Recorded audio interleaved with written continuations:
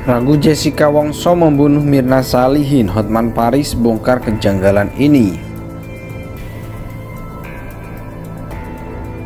Jessica sudah tidak bisa diselamatkan secara proses hukum acara di pengadilan karena upaya hukum sudah selesai, sudah final.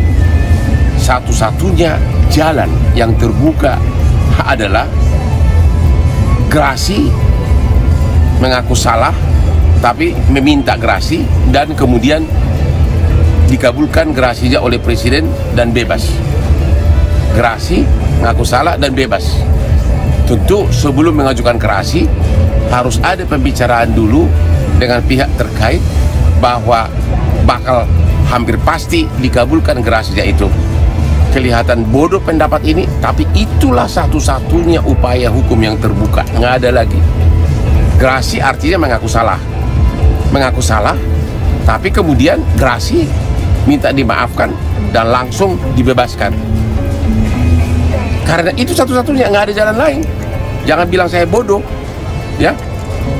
Itu satu-satunya, nggak ada jalan lain dari segi hukum. Gini, saya ketemu sama orang yang doain Mirna di sana. Kan Mirna kan sebelum meninggal di kursi roda, Mirna kan ada ibu-ibu yang ngedoain Mirna kan katanya kan di CCTV, dan saya udah ketemu mereka. Saya mau thank you aja, mau terima kasih sama tante-tante itu karena mereka udah doain Mirna sampai akhir. Soalnya kan emang Mirna udah ketolong kan. Terus saya tanya ke mereka gitu loh, tante di sana ini nggak siapa yang lebih ngebantuin Mirna di situ gitu. Saya pengen tahu dong. Saya tanya-tanya, saya bilang. Terus katanya di situ pas tante yang ngomong ini, saya bilang ini mana orang tuanya, tolong teleponin sekarang, soalnya sekarat banget anak ini gitu loh, udah berbusa, kejang-kejang gitu kan. Kan orang bingung lihat dia aja orang lain dari meja lain, dia bisa datang ke meja Mirna cuma buat nolong Mirna gitu loh. Sekarang Jessica di CCTV kita ngeliat dia nggak ngapa-ngapain, saya juga shock ngeliatnya, kok temen nggak sampai deketin dia kayak gitu, nggak ada kan.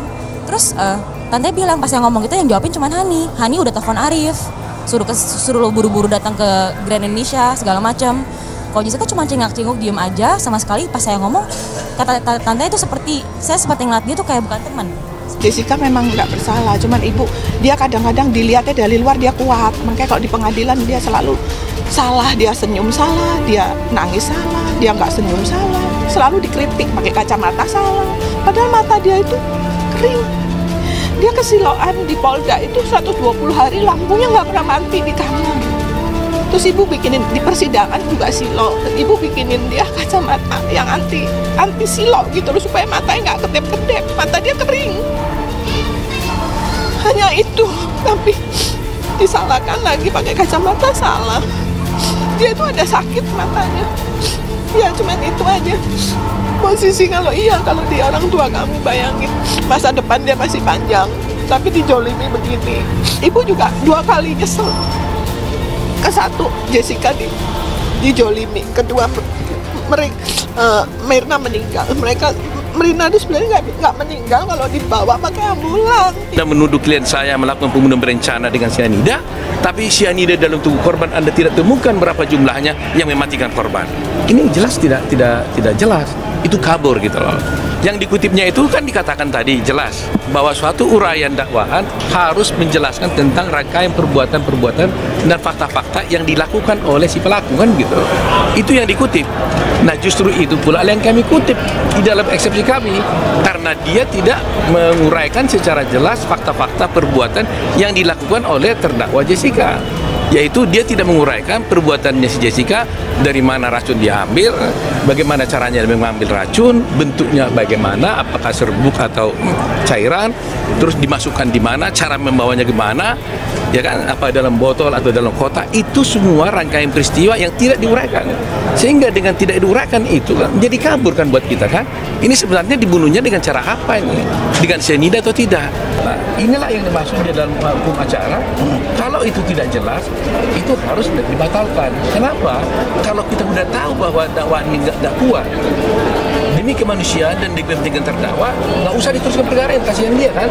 Kalau gerasi ke presiden harus mengaku salah, maka sebaiknya sebelum mengajukan gerasi harus ada dulu pembicaraan dengan timnya presiden. Siapa tahu ada prospek gerasi tersebut dikabulkan. Gerasi mengaku salah tapi langsung dibebaskan. Pendapat yang kelihatan bodoh karena mengaku salah, tapi itulah satu-satunya upaya hukum, karena upaya hukum melalui pengadilan sudah tertutup. Jadi kalau Anda memang mau Jessica bebas, yang murni didasarkan kepada perkiraan, kemungkinan, probabilitas, bukan berdasarkan bukti langsung, tapi indirect evidence. Padahal kalau mau dibantah dari pandangan lain juga bisa berbeda. Dua sisi yang saling berbeda bisa gampang dibantah itu putusan.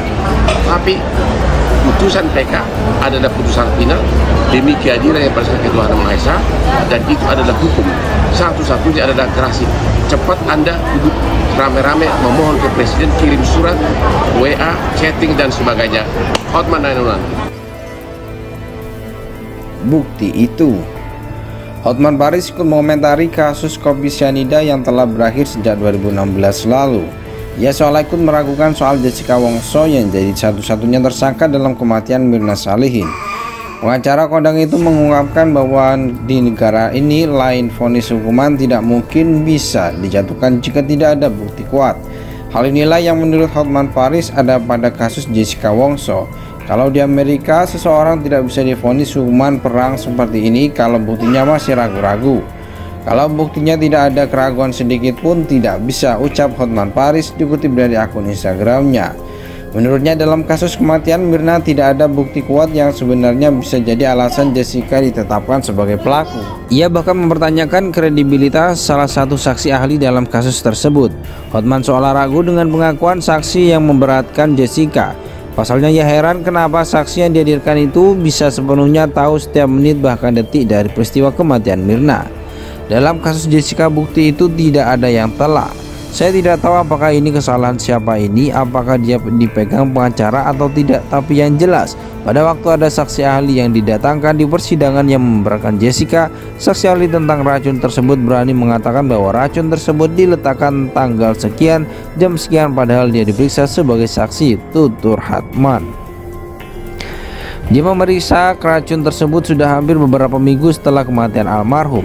Jadi bagaimana dia tahu jam berapa diletakkan itu racun, bebernya lagi. Oleh karena itu Hotman Paris turut mengungkapkan cara yang bisa menyelamatkan Jessica Wongso dari vonis hukumannya. Ia menyebut bahwa jika memang perempuan itu tak bersalah, maka satu-satunya langkah untuk bisa membebaskannya adalah dengan mengajukan gerasi ke Presiden.